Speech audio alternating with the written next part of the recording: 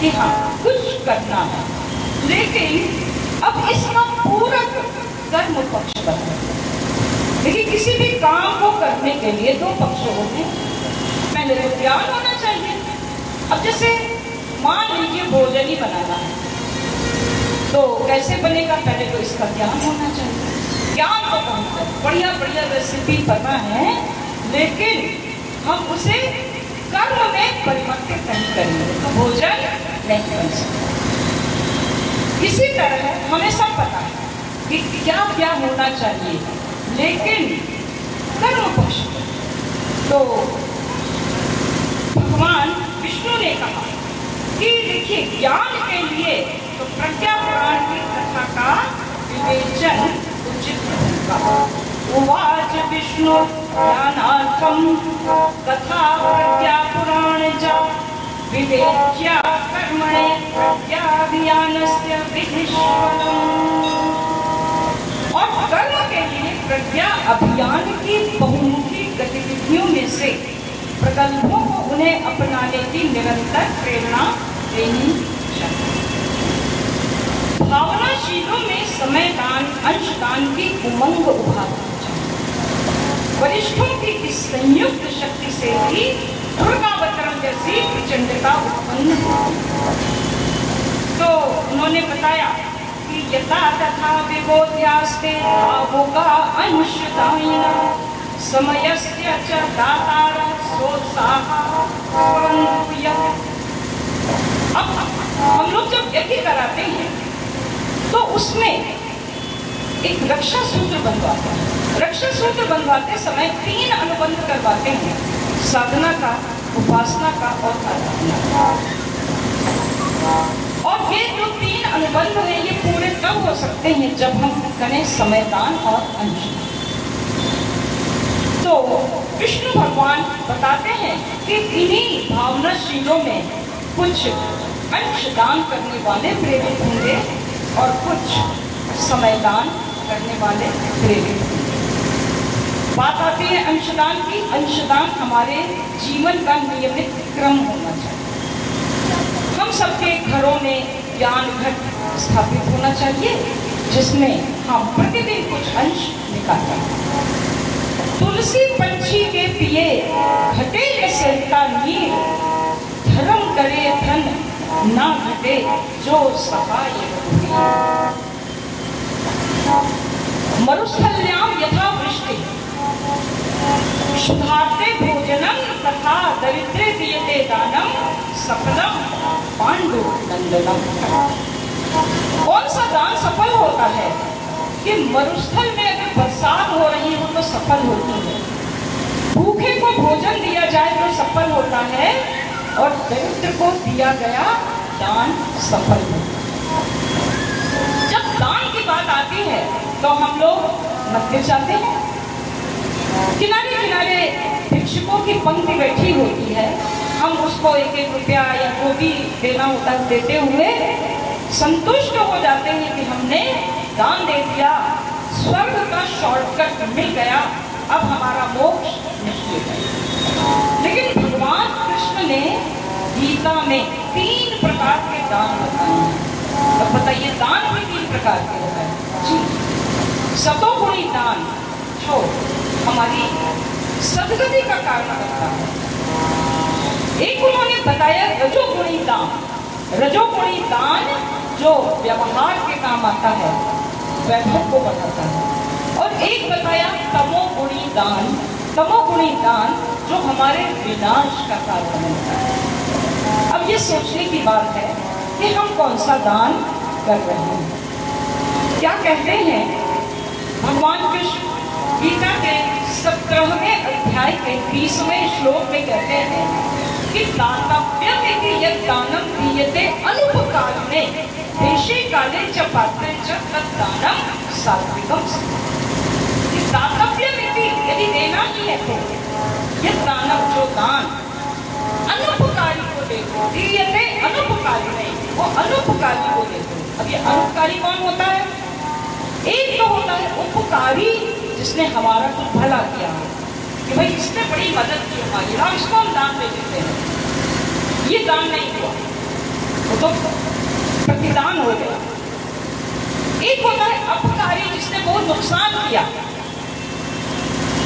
वहां तो दान देने का कोई प्रश्न ही नहीं। शब्द गीता में जो भगवान कृष्ण ने बोला वो ध्यान देने की बात है, अनुपकारी, अर्थात जो न हमारा उपकार कर सके, न अपकार कर सके, न हमारे संग बुरा कर सके, न भला कर सके, जिससे हमें प्रत्युपकार में कुछ मिलना भी न हो, या ये कह लीजिए उस व्यक्ति से दोबारा मिलना भी न हो। उदाहरण के लिए एक रिक्शे वाला आपको छोड़ने आया, ठंड से कांपता हुआ, आपने उस समय उसको जो कुछ दिया, हमें पता है कि हमारे जो भाई बहन यहाँ बैठे हैं वो कुछ ऐसा ही अवश्य करते हैं। आपने उसे जो कुछ दिया वो आपके सात्विक दान की श्रेणी में आएगा, क्योंकि वह व्यक्ति अनुपकारी है, वो आपको कभी फिर मिलने वाला नहीं। देश, स्थान, समय, पात्र, ये सब कुछ उपयुक्त होता है, वह दान सात्विक होता है और हमारे कल्याण का कारण बनता है। प्रसंगवश आया ही है तो बता देते हैं कि उन्होंने 23वें श्लोक में, 20वें श्लोक में सतोगुणी दान बताया और 23वें श्लोक में 17वें अध्याय के रजोगुणी दान के बारे में क्या कहा कि यत्तु प्रत्युपकारार्थम फलम उद्दिश्य वापुना, कि प्रत्युपकार की आशा से फल को ध्यान में रखते हुए तीयते च परिकृष्टम तद्दानम राजसंस्कृतम, परिकृष्टम अर्थात थोड़ा कष्ट उठाकर दिया जाता है, वह दान राजसी होता है। उदाहरण के लिए बहन की बिटिया की शादी का कार्ड आ गया, अब बहुत खुशी की बात है, लेकिन एक चिंता भी है। उन्होंने कुछ सोने की चेन देखी हमारे यहाँ, अब हमें उससे बढ़ाकर कुछ देना है। पैसा तो है नहीं, लेकिन देना है, कर्ज निकाल कर देना है, कष्ट उठा कर देना है। फलम उद्देश्य, आज हम देंगे, आज उन्होंने दिया है तो हम देंगे, और किसी नए को हम देंगे तो वो हमें देगा, ये व्यवहार कहा जाता है। सांसारिक व्यवहार यह किया जाता है और करना भी चाहिए, क्योंकि इससे वैभव की वृद्धि होती है। जिसके यहाँ कोई संस्कार है उसे सहायता मिलती है। इसे राजसी दान कहा गया, लेकिन ये हमारे कल्याण का कारण नहीं है, ये सुख वैभव में वृद्धि करने वाला मात्र है। आइए तमोगुणी दान पर चर्चा करते हैं। आदेश काले यद दानम अपात्रेभ्यश्च दीयते असत्तम अवज्ञातम च तत् तामस उदाहरणम्। बिना देश काल पात्र का विचार किए हुए दिया गया दान तामसी दान कहलाता है। सिग्नल पर भीख मांगने वाले घेर लेते हैं, जैसे ही लाल बत्ती होती है उनका पूरा एक कुनबा होता है, वहां पर भिक्षावृत्ति एक व्यवसाय है, उनका अड्डा है, वहां कोई दूसरा नहीं आ सकता। वो संतानें पैदा करके चले जा रहे हैं, उनका व्यवसाय भले भूले। बच्चों के अपहरण किए जाते हैं इसीलिए ताकि उनसे भिक्षावृत्ति करवाई जा सके। उनके पास ऑपरेशन थिएटर होते हैं, बच्चों का अंग भंग करके सिग्नल पर खड़ा करके भीख मंगवाते हैं। तो जो इस प्रकार भिक्षा मांगने वालों को हम जो 10 रुपए, 50 रुपए, 1 रुपया जो कुछ भी देते हैं, ये दान तामसी दान में आता है, क्योंकि ये हमारे बच्चों के अपहरण का कारण बनता है। गुरुदेव ने बहुत पहले एक नारा दिया था कि बिगड़ी क्यों भारत की साख, भीख मांगते 80 लाख, ये बहुत पहले का नारा था। तो हमें विचार करना चाहिए कि हम सतोगुणी दान कैसे करें। अब दान थोड़ा बहुत हम करेंगे, क्योंकि दान जगत का प्रकृति धर्म है। मनुष्य व्यर्थ करता है, एक रोज तो उसे स्वयं सब कुछ देना पड़ता है, और बचते वही समय पर जो सर्वस्व दान करते हैं और विभु का ज्ञान नहीं जिनको, वे देकर भी मरते हैं। तो देना तो चाहिए। अब धन कम है हमारे पास, हम तो अन्नदान भी करना चाहते हैं, जल दान भी करना चाहते हैं, तो भूमि दान भी करना चाहते हैं, वस्त्र दान भी करना चाहते हैं, विद्युत दान भी करना चाहते हैं। धन ज्यादा नहीं है, कोई बात नहीं, 1 रुपया प्रतिदिन 5 रुपए प्रतिदिन पूजा स्थली पर बच्चे घर के प्रत्येक बच्चे परिजन के हाथों निकलवाइए, जैसी श्रद्धा हो निकलवाइए। अपना यह दान शांति कुंज में दीजिए। आपके 1 रुपए के इस दान में, आपके 5-10 रुपए के इस दान में वहां अन्नदान भी होता है। कैसे? वहां का भोजनालय चलता है, किसके बल पर? आपके। उसी 1 रुपए 5 रुपए आपके दिए गए दान से बिस्तर मिलते हैं, बाल्टी मग्गा क्या नहीं मिलता है। विद्युत से जगमगाता रहता है आपका कक्ष, किससे? आपके दिए हुए दान से। तो ऐसा पावन शांति कुंज, हम उस शांति कुंज को अपने दान दें और दान देकर सात्विक दान के दाता बने, सद्गति को प्राप्त करें। क्योंकि शांति कुंज गुरुकुल है पावन युग ऋषि का तप धाम। शांति कुंज गुरुकुल है पावन ऋषि का तप धाम है। यही हिमालय की छाया है, गंगा गोद लगा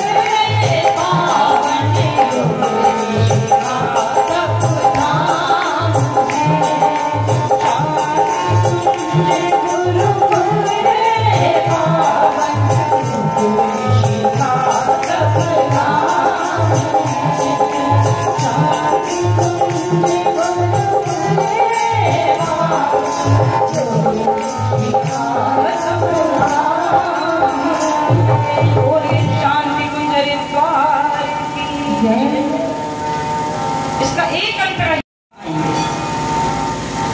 एक बार अर्जुन ने कृष्ण से पूछा कि प्रभु, आपके कहे अनुसार मैं सब कुछ करने को तैयार रहता हूं, फिर भी आप कर्ण को महादानी कहते हैं।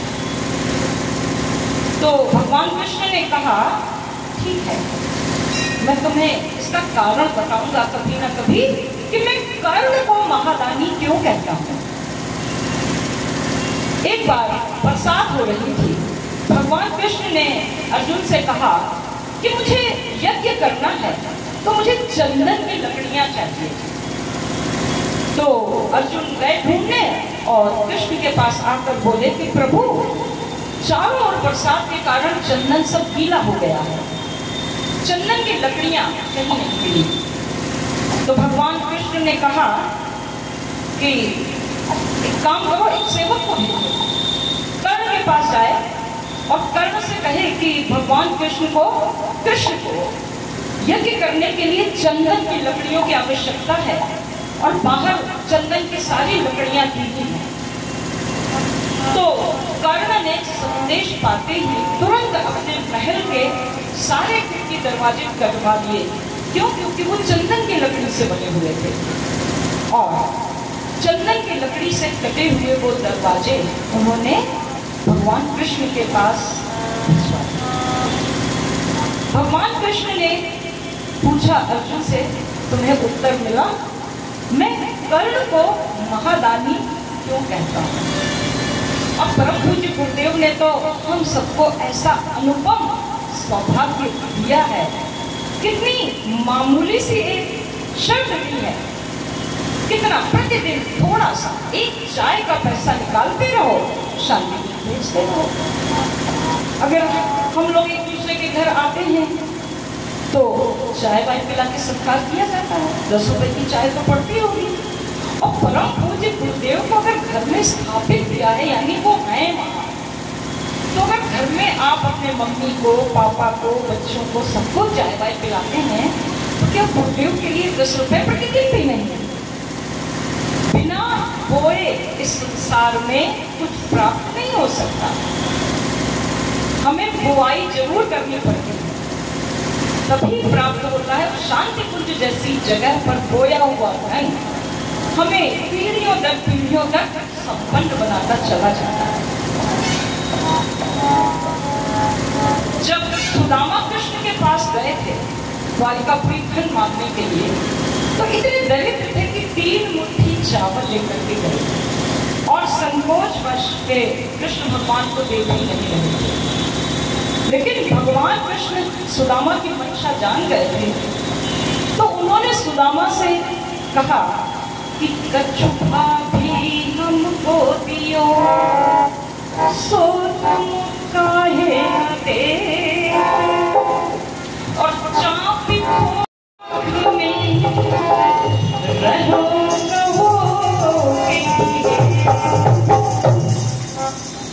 कि भाभी ने हमें कुछ दिया है, तो हमें क्यों नहीं दे रहे हो?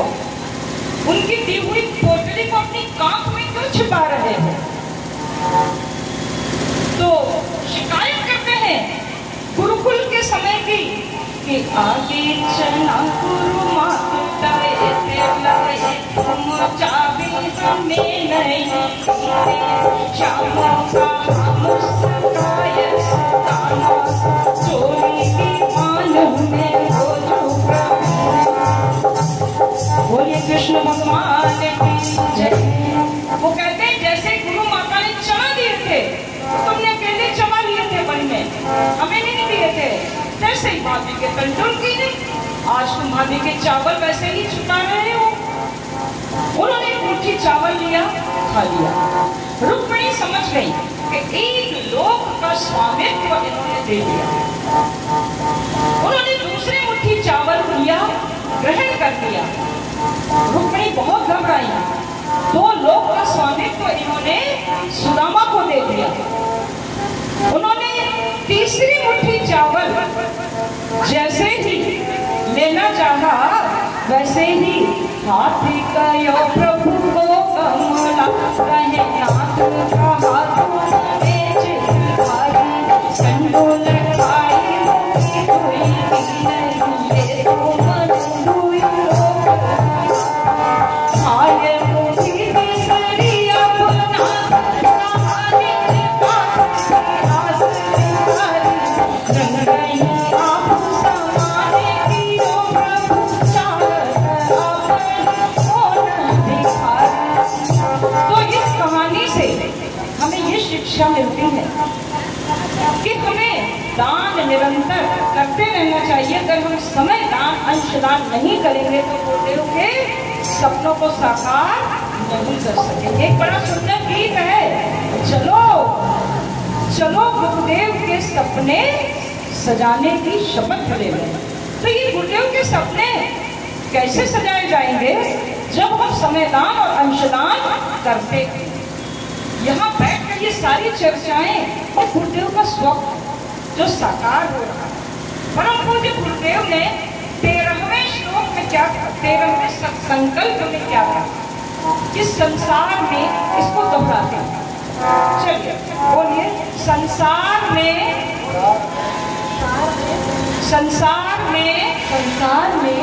सब प्रवृत्तियों के पुण्य प्रसार के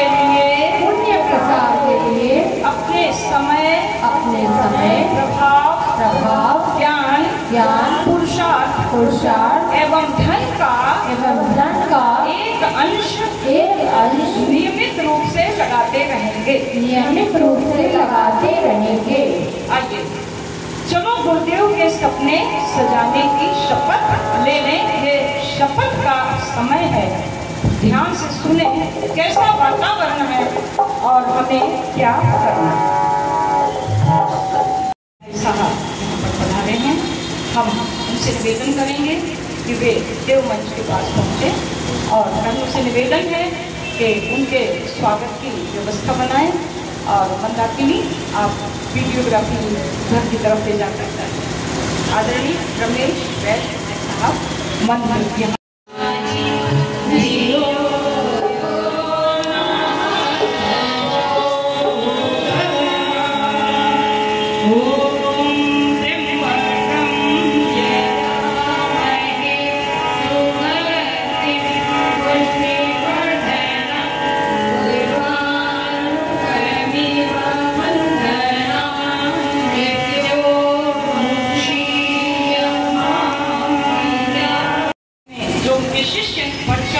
लेते हैं।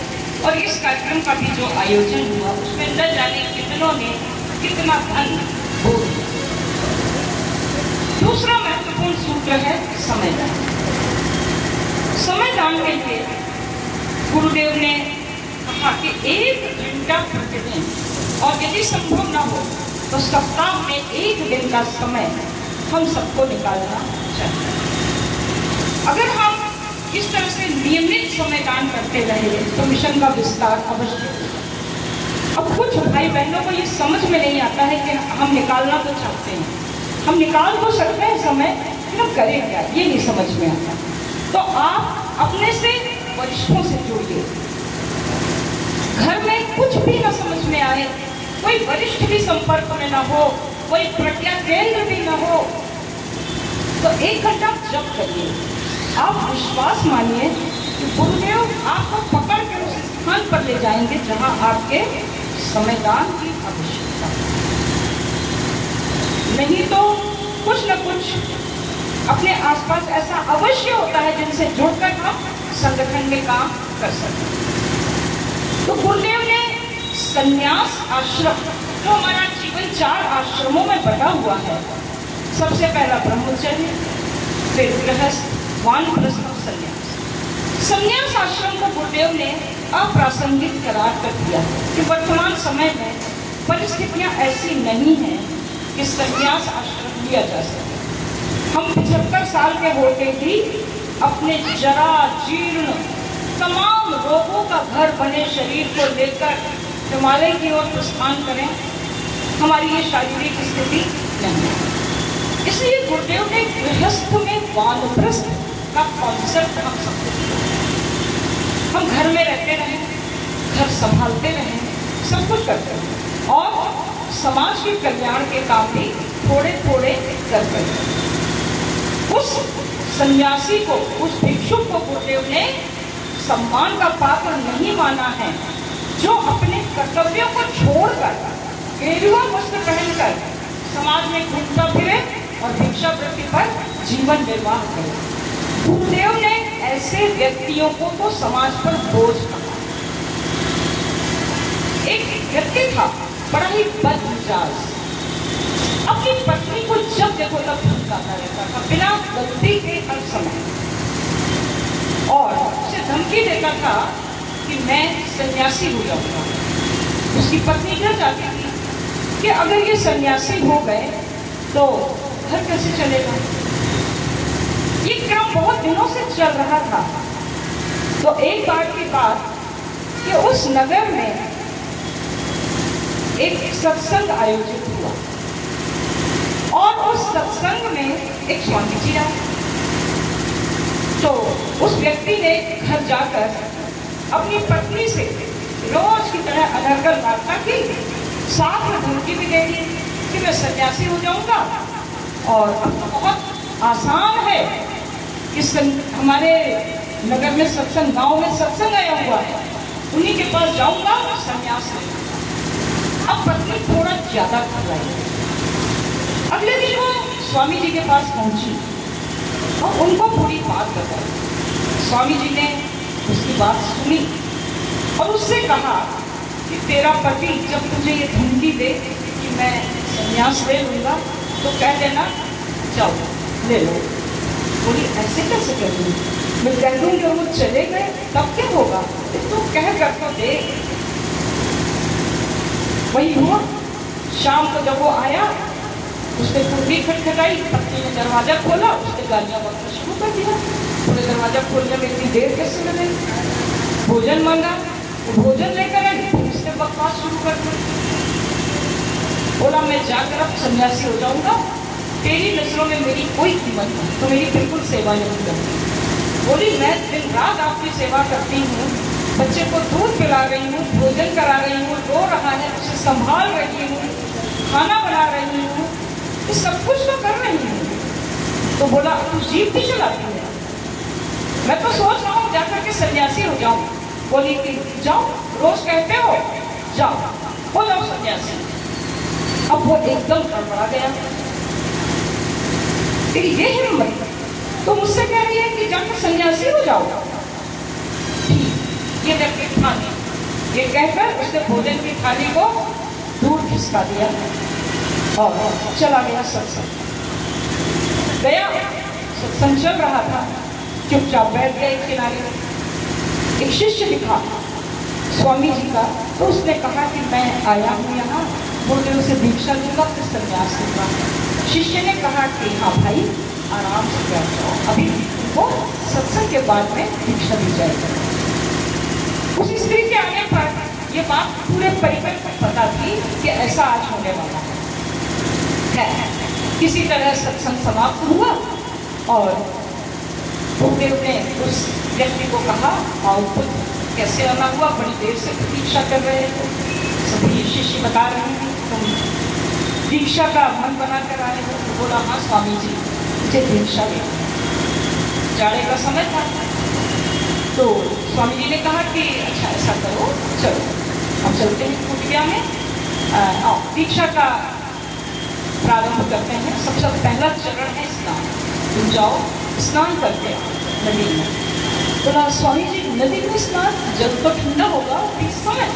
हाँ वो साधना करनी है ना तुम्हें, मंत्र जपना होगा, चित्त शुद्धि करनी होगी, स्नान करो।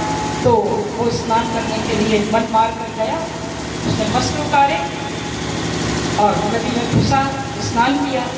स्नान करके निकला तो शिष्य ने उसे एक कॉपीन दिया, कॉपीन यानी लंगोटी, लंगोटी दी, कहा इसको पहन लो। बोला लंगोटी? तो मेरे कपड़े कहाँ हैं? अब तुम्हारे कपड़े वो आगे फेंक दिए, उसकी कोई जरूरत नहीं है। पुराना जीवन तो छोड़ना पड़ता है ना संन्यास के बाद, उन कपड़ों की क्या आवश्यकता, तुम इसको पहन लो। बोला मैंने कभी नहीं पहने। शिष्यों ने कहा कि भाई संन्यास में तो तुमने कभी नहीं लिया ना। उसे लंगोटी पहनवा दी जबरदस्ती, लंगोटी पहन के कांपता हुआ आया।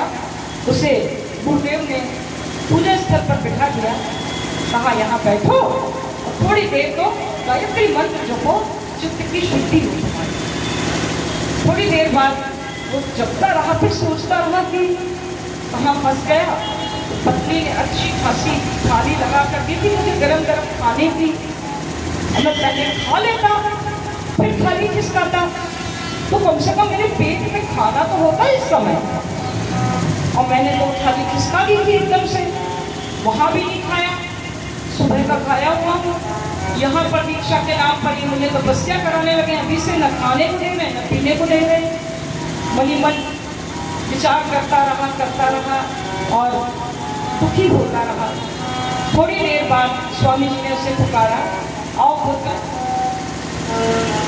स्वल्पाहार कर देते हैं। तो खुश होकर आया कि चलो अब बढ़िया हमें मिठाइयाँ, फल, कुछ बढ़िया व्यंजन खाने को मिलेंगे। देखा तो एक थाली में कटे हुए करेले रखे थे और सभी लोग बैठे थे, एक दूसरे को प्रेम से खा रहे थे। तो उसने कहा स्वामी जी ये करेले? बोले हाँ, हम लोग भिक्षा वृत्ति करते हैं और भिक्षा में जो मिलता है उसका सेवन करते हैं। आज एक बहुत बढ़िया भक्त है, बहुत बढ़िया करेलों की खेती होती है उसके यहाँ, उसके यहाँ खूब सारे करेले दान में मिले हैं, तो आज हम लोग यही खाएंगे। अब उसने एक कौर मुंह में डाला और बिल्कुल उबकाई से आने लगी। उसने स्वामी जी से कहा, स्वामी जी मुझे आपसे 2 मिनट बात करनी है। स्वामी जी बोले हाँ पुत्र बोलो बोलो क्या बात करनी है। उनको तो आइडिया था ही कि अब ये 2 मिनट का समय मांगेगा ही हमसे। उसने कहा कि ये बताइए, मैंने तो सुना था कि साधु संत संन्यास लेकर बड़ी मौज में रहते हैं, बढ़िया के कपड़े पहनते हैं और घूमते हैं, खाते पीते, फल मेवा मिठाई ऐश की जिंदगी होती है, गांजा वांजा भी पीते हैं। उन्होंने कहा नहीं, अभी तो तुम्हारी दीक्षा का क्रम चल रहा है ना, अभी तो तुम्हें लंबे समय तक साधनाएं करनी है, उसके बाद अगले चरण की दूसरी व्यवस्थाएं हैं। लेकिन इतनी विलासिता का जीवन नहीं होता है। कमंडल लेकर भिक्षा के लिए निकलता है सन्यासी। कमंडल का मतलब जानते हो? अगर किसी ने खीर ली तो उसी कमंडल में लेगा, सब्जी दी तो उसी कमंडल में लेगा, शाम को पूरा भोजन सान के स्वाद विहीन बनाकर भोजन करता है। यह है सन्यासी का जीवन। और हम लोक सेवा के लिए निकले हैं, हमें जन जन में धर्म का प्रचार करना है, परिश्रम करना है, जाड़ा गर्मी धूप में चलना है। तो उस व्यक्ति ने कहा कि अगर संन्यास लेकर यही सब करना है तो भगवान तो गृहस्थ धर्म क्या बुरा है? बोले हाँ हाँ जाओ जाओ, तुम्हारी इच्छा, अभी तो इच्छा हुई नहीं है तुम्हारी। तो उसने कहा आप मुझे क्षमा कर दीजिए, मैं अपने घर चला जाऊं। उन्होंने कहा ठीक है, आप मस्जिद जा सकते हो। और वो व्यक्ति अपने घर गया और उसने संकोच पूर्वक दरवाजा खटखटाया। पत्नी ने पति को देखा इस दुरावस्था में, उसने कुछ कहा नहीं, उसने प्रेम पूर्वक पति का स्वागत किया, कुछ पूछा नहीं। समझदार पत्नियां जानती हैं कि पति के साथ कैसे व्यवहार करना चाहिए। उसे भोजन वस्त्र इत्यादि देकर सुला दिया। पति का स्वभाव उस दिन से बदल गया। तो संन्यास वह नहीं है जो वास्तविक समयदान है। गृहस्थ में जो वानप्रस्थ है वही श्रेष्ठ संन्यास है। अब जो गायत्री परिजन है ये क्या करते हैं? घर संसार में छोड़ा, हमने तो घर संसार नहीं छोड़ा, स्वजनों का भी प्यार न छोड़ा। माता पिता पुत्र पत्नी पति भाई बहन सभी साथ में, और चढ़ा हुआ जिसका हम पर ऋण वह सारा संसार न छोड़ा। ऐसा समयदान गुरुदेव ने हम लोगों से कराया। अरे हमने घर संसार न छोड़ा, स्वजनों का भी प्यार न छोड़ा। हमने घर स्वजनों का भी प्यार न छोड़ा। चढ़ा हुआ हम पर जिसका वह सारा संसार न छोड़ा। चढ़ा हुआ हम पर जिसका वह सारा संसार न छोड़ा। अपनी जैसी लगी हमें तो, अपनी जैसी लगी हमें तो, सदा पराई थी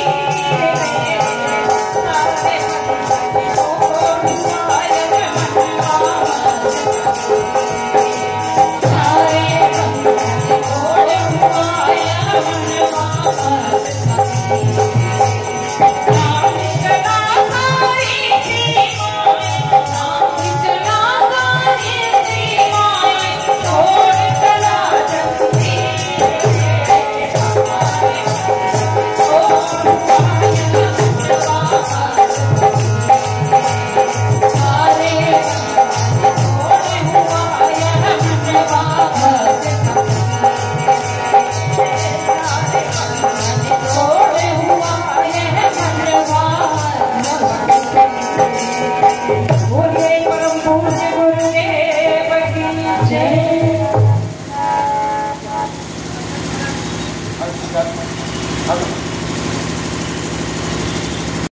गायत्री परिवार ट्रस्ट दुगामा की प्रमुख व्यक्ति आदरणीय रीता श्रीवास्तव जी पधारी है। हमारे बीच में गायत्री शक्तिपीठ दुगामा के व्यवस्थापक श्री अरविंद राय जी पधारे हैं और भी तमाम कार्यकर्तागण हैं। मैं आयुक्तों से चाहूँगा उनका सम्मान पूजन करा करके तिलक करने की कृपा। सभी भाई बहनों का हार्दिक स्वागत। कृपया देव मंच के पास आने की कृपा करें। परम पूज्य गुरुदेव के चरणों में आकर उनका आशीर्वाद लें, जीवन को धन्य बनाएं। यहाँ की बहनें स्वागत तिलक कर रही हैं। रागिनी बहन जी एक सुंदर सा वीडियो बनाएं ताकि ये क्षण अमर हो जाए। मंगलम भगवान विष्णु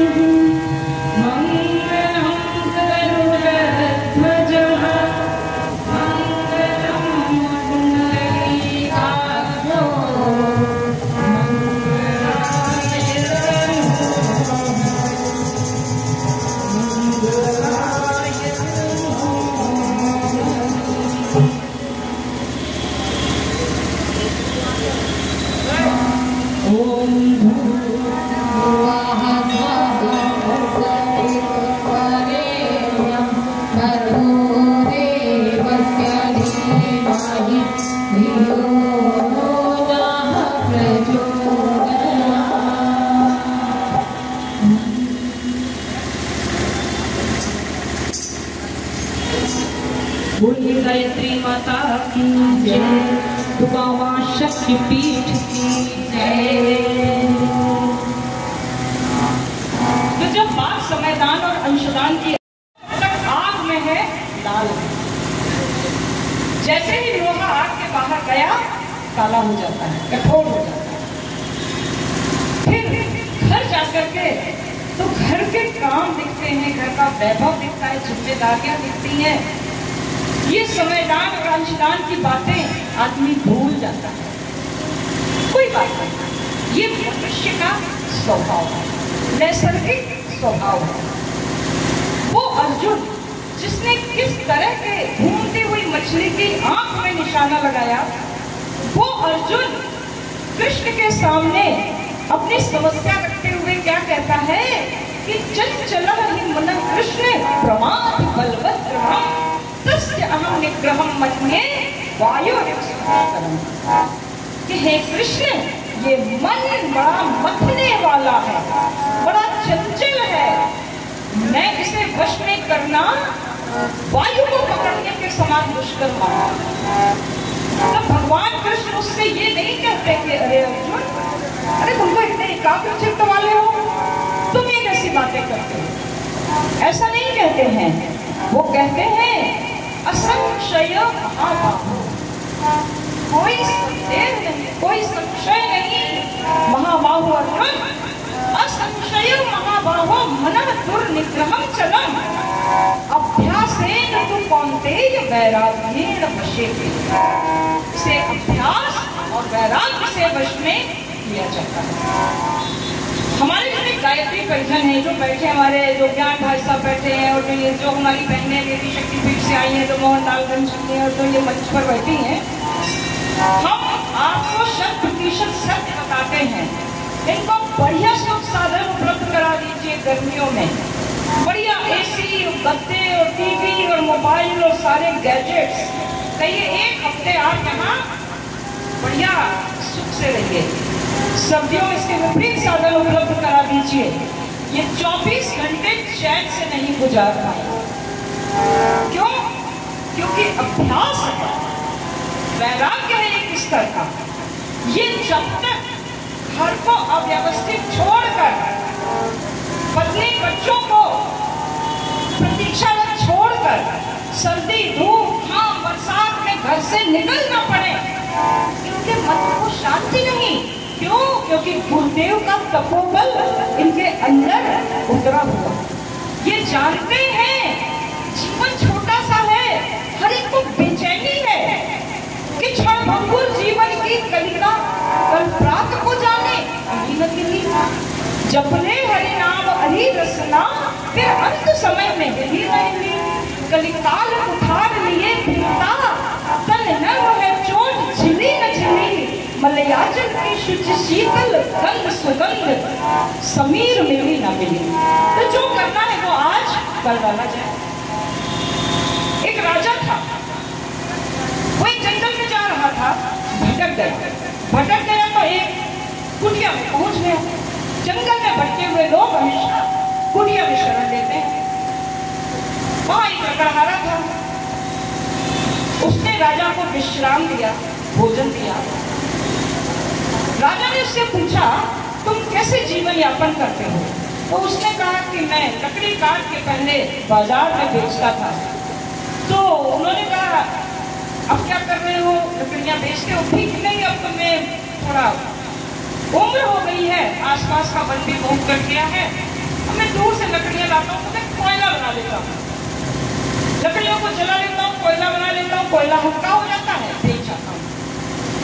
तो राजा ने कहा अरे बड़े बड़े व्यक्ति हो, बड़े अच्छे व्यक्ति हो, तुमने मेरी सहायता की है, देखो मैं तुम्हें एक उपहार देता हूँ। राजा ने उसे एक चंदन का बाग दे दिया, कहा अब तुम्हें इतना परिश्रम नहीं करना होगा, तुम्हारा बाकी जीवन सुख से कटेगा। लकड़हारा चंदन की लकड़ियां तोड़ता, कोयला बनाता, जाकर बेचता।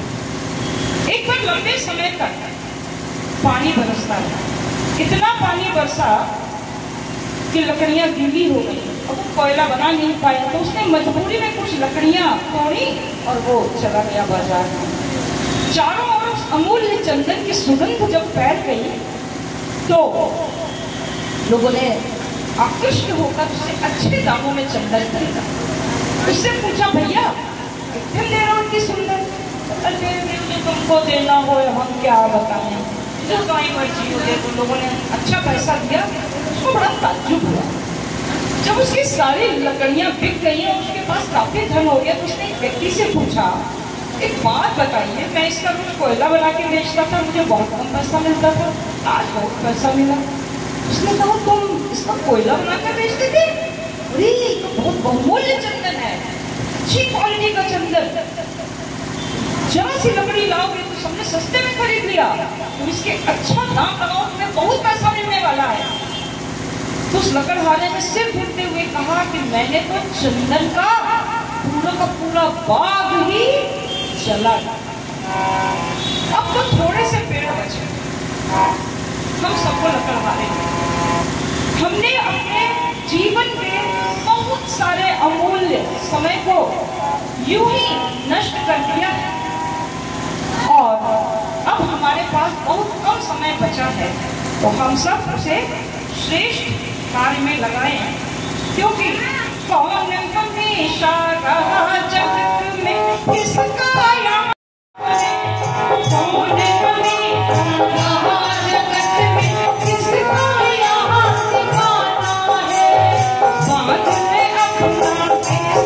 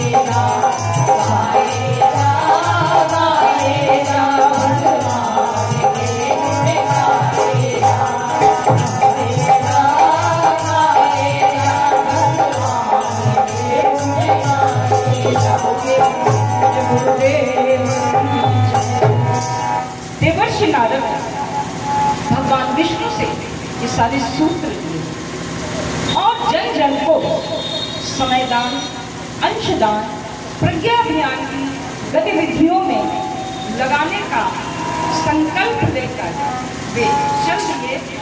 भगवंतम ततो नत्वा वांछा साम्य विचार्य च प्रज्ञा पुराण संदेशम उपदेष्टम जनम जनम।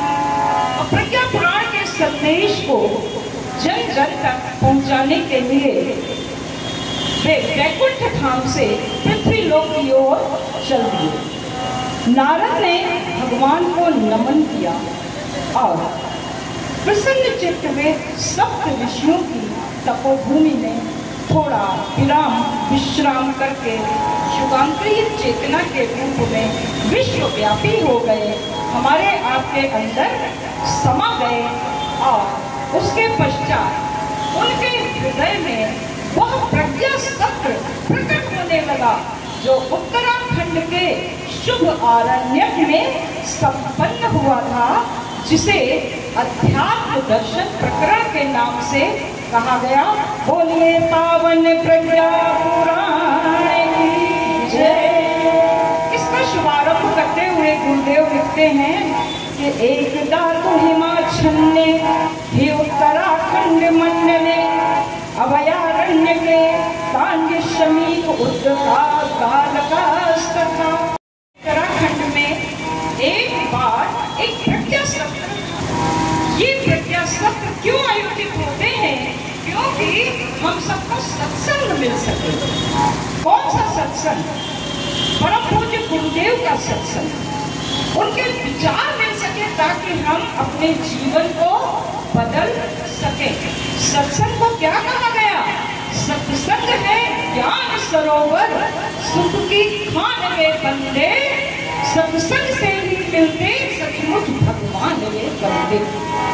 सत्संग है ज्ञान सरोवर, सत्संग है ज्ञान सरोवर, भगवान में बंदे, सत्संग से ही मिलते सचमुच भगवान में बंदे, भगवान में बंदे।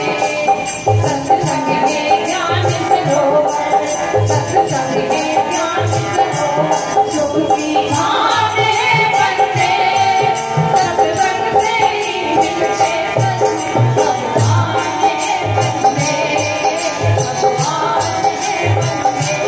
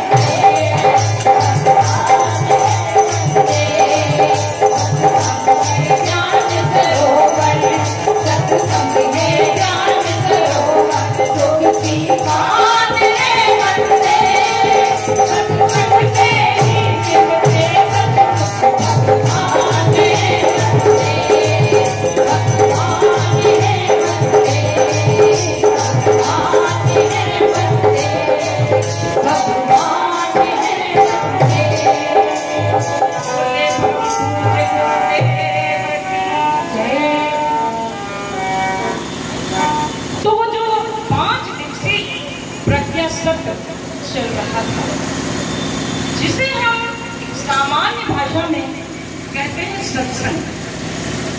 उस प्रज्ञा सत्र को कौन संचालित कर रहा था? उस प्रज्ञा सत्र को महर्षि अष्टावक्र संचालित कर रहे थे और महाप्राज्ञ पिप्पलाद प्रश्न पूछ रहे थे। अब देखिए, दो ऋषियों का नाम आया। ये है प्रज्ञा पुराण का अध्यात्म दर्शन प्रकरण, द्वितीय अध्याय चल रहा है।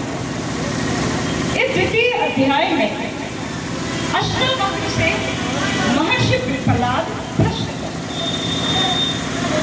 हमने सभी ने अष्टावक्र का नाम सुना होगा और ऋषि पिप्पलाद का नाम भी सुना होगा। तो थोड़ा सा उनके बारे में जान लेते हैं कि पिप्पलाद कौन है। पिप्पलाद ऋषि दधीचि के पुत्र हैं।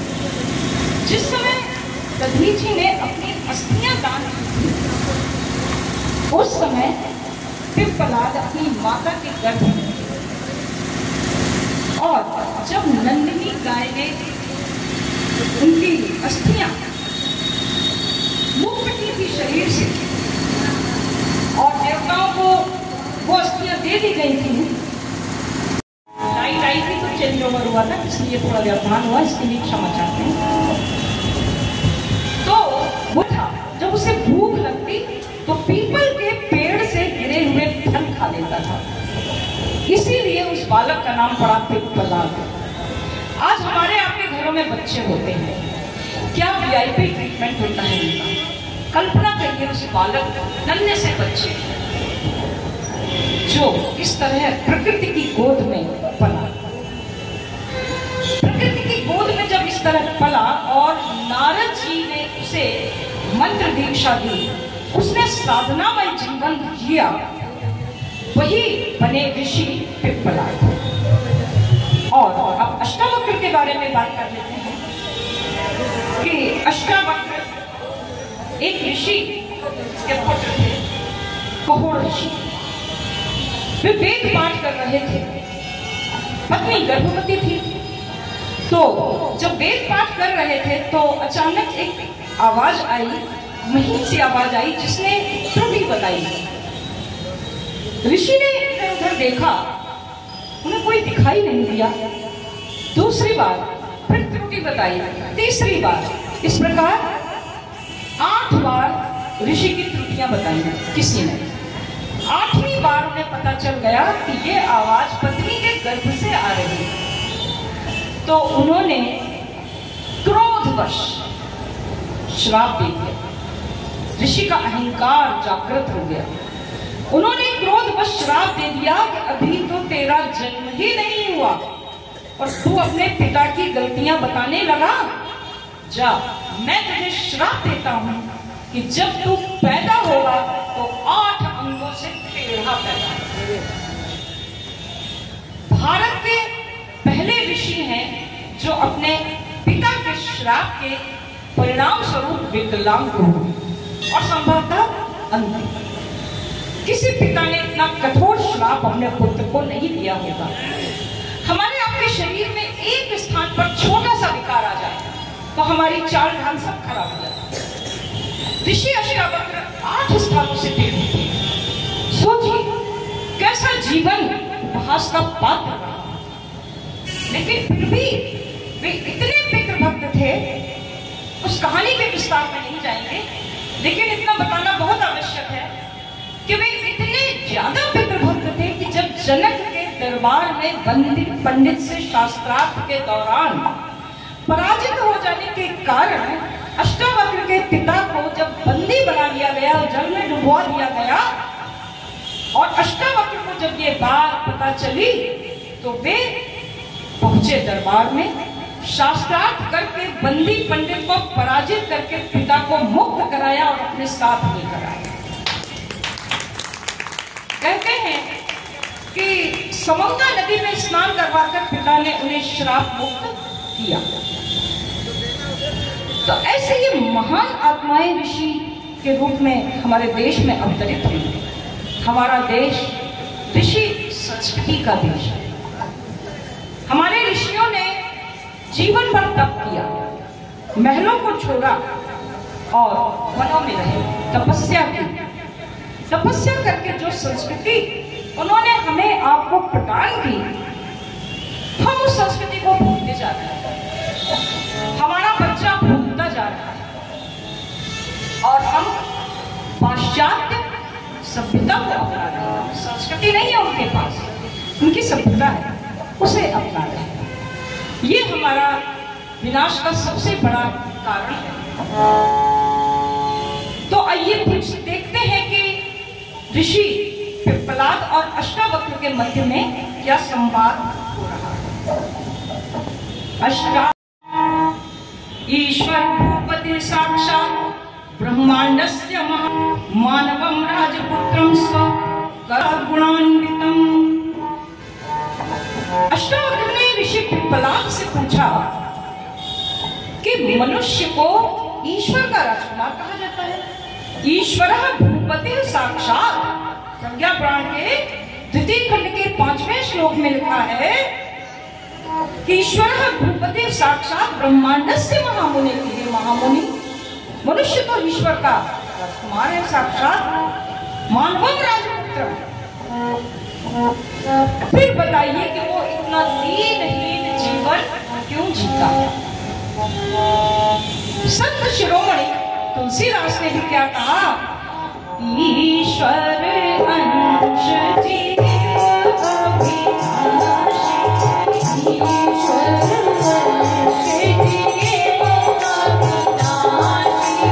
गाइए सब लोग मिलकर, तालियां बजा के गाइए, राम नाम के पुण्य का अर्जन कीजिए। ईश्वर अंश जीव अविनाशी, ईश्वर अंश जीव अविनाशी, चेतन अमर सहज सुखदासी, चेतन अमर सहज सुखदासी। सो माया बस सजो सुनाई, सो माया बस सजो सुनाई, सो माया बस सजो सुनाई, सो माया बस सजो सुनाई। बंध्यो की मरकट की नाई, बंध्यो की मरकट की नाई। संत शिरोमणि तुलसीदास की जय। तीर और मरकट कैसे बंधे हैं, ये हमने कल बताया था। इस समय ये जो प्रश्न है प्रज्ञा पुराण का, ये मेरे विचार में तो सबसे महत्वपूर्ण प्रश्न है कि हमारे अंदर इतनी सारी विभूतियां हैं। ईश्वर का राजपुत्र हैं हम। कल बताया गया था किस तरह ईश्वर ने बीज रूप में मनुष्य में वो सारी क्षमताएं भर दी हैं जो उसके अंदर विद्यमान है। जैसे बरगद के बीज में बरगद की सारी विशेषताएं भर दी जाती हैं, बिल्कुल वैसे हमारे शरीर के विभिन्न चक्रों में जो मूलाधार से शुरू होते हैं, मूलाधार, स्वादिष्ठान, मणिपुर, अनाहत, विशुद्ध, आज्ञा चक्र, इन सारे चक्रों में ऊर्जा के स्रोत है, सहस्रार मुक्ति का द्वार है। हम ईश्वर के राजपुत्र हैं, चक्रों में छिपी हुई शक्तियों को जागृत कर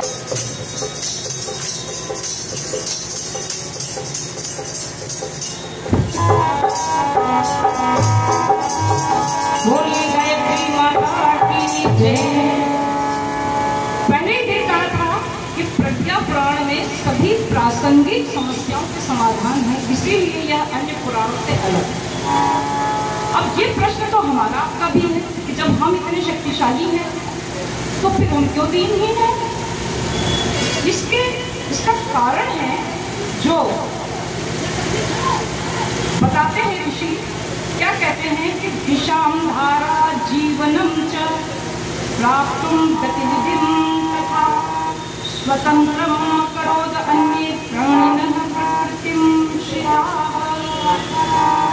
तो ऋषि कहते हैं कि भगवान ने पूरी प्रकृति के प्राणियों को प्रकृति के वशीभूत बनाया है, केवल मनुष्य को स्वतंत्र कर दिया और उसे चयन करने की स्वतंत्रता दे दी। अस्याः स्वतंत्रतायाः उपयोगं कथं मुने करोतु सम्मुखे सेयं परीक्षा पद्धति स्थिता। कि इस चयन की स्वतंत्रता का कौन मनुष्य कैसे प्रयोग करता है, इस पर ही उसके जीवन के सुख दुख आधारित होते हैं। अब थोड़ा सा अंतर है वो समझ में।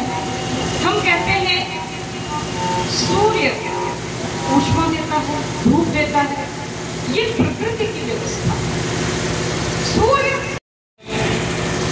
देते हैं, बरसने के लिए मजबूर। गाय दूध देती है, उसे देना ही होगा। वृक्ष फल उग जाते हैं, फल देने ही होंगे। ये प्राकृतिक शक्तियां अपने उपहारों को रोक नहीं सकती, लेकिन मनुष्य रोक सकता है। हम चाहे जितनी दौलत आ जाए, हम उसका संग्रह कर सकते हैं।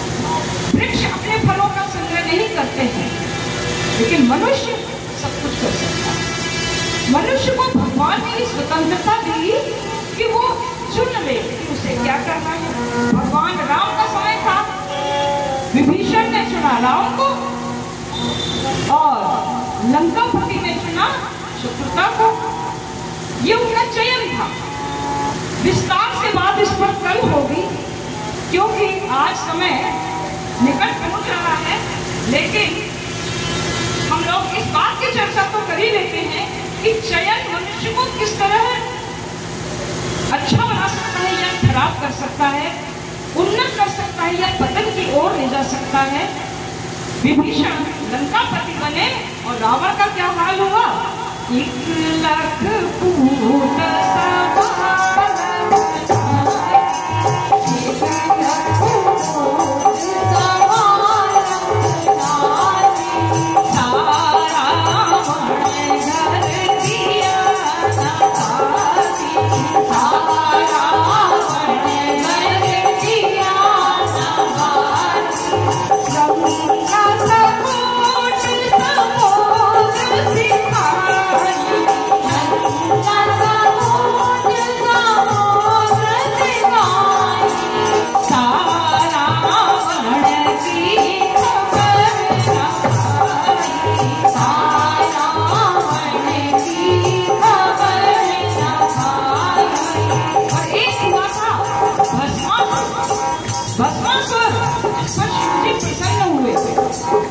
शिव जी प्रसन्न हुए, कहा वर मांग लो। उसके दिमाग में थोड़ा बात आई, उसने क्या चयन किया? जिसके सिर पर हाथ रखूं बस, और शिव पर ही हाथ रखने को दौड़ा। तब भगवान विष्णु ने शिव की रक्षा की। ये था भस्मासुर का चयन। और महाभारत युद्ध से पूर्व भगवान कृष्ण ने भी छूट दी थी अर्जुन को भी और दुर्योधन को भी, चयन करो। अर्जुन ने निहत्थे कृष्ण का चयन किया, विजय श्री प्राप्त। हम सबने किसका चयन किया? स्वयं भगवान हमारे ऊपर सौभाग्य, स्वयं भगवान हमारे गुरु परम सौभाग्य हमारा है। स्वयं भगवान हमारे गुरु परम सौभाग्य हमारा है। स्वयं भगवान हमारे गुरु परम सौभाग्य हमारा है।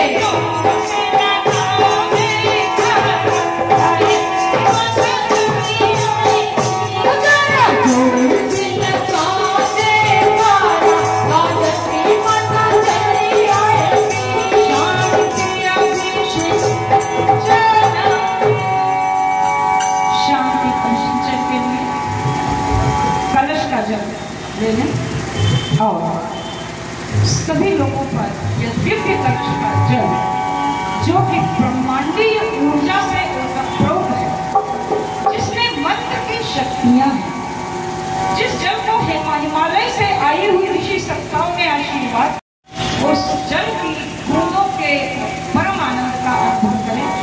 ओम शांति अंतरिक्षं शांति पृथ्वी शांति शांति ओषधया शांति वनस्पतयः शांति विश्वे देवाः शांति ब्रह्म शांति सर्वभूतं शांति शांतिरेव शांति शांतिरेव। ओम शांति शांति शांति सर्वऋषु शांतिर्भवतु। बोले गायत्री माता की जय, धर्म की जय हो, अधर्म का नाश हो, प्राणियों में सद्भावना हो, विश्व का कल्याण हो। गौ माता की जय हो, गंगा मैया की जय हो, भारत माता की जय हो, सत्य सनातन धर्म की जय हो। वंदे वेदमातरम वंदे देवमातरम वंदे विश्वमातरम। बोले युगाधिपति महाकाल की जय, आज के आनंद की जय। अक्षत छिड़कर देवताओं को विदाई दें, क्योंकि प्रतिदिन आवाहन और प्रतिदिन विदाई का नियम बनाया गया है। उसके बाद हमारे आदरणीय ज्ञान भाई साहब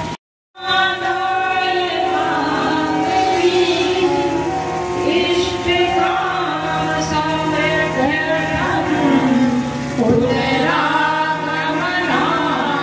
च पुनरागमनाय च। आपके साथ बैठेंगे। तब तक के लिए विदा। आप सबका बहुत बहुत धन्यवाद, बहुत बहुत आभार। हमारे बीच में जो लोग सुदूर क्षेत्र से लखनऊ से पधारे, उनका भी मंच द्वारा बहुत बहुत आभार।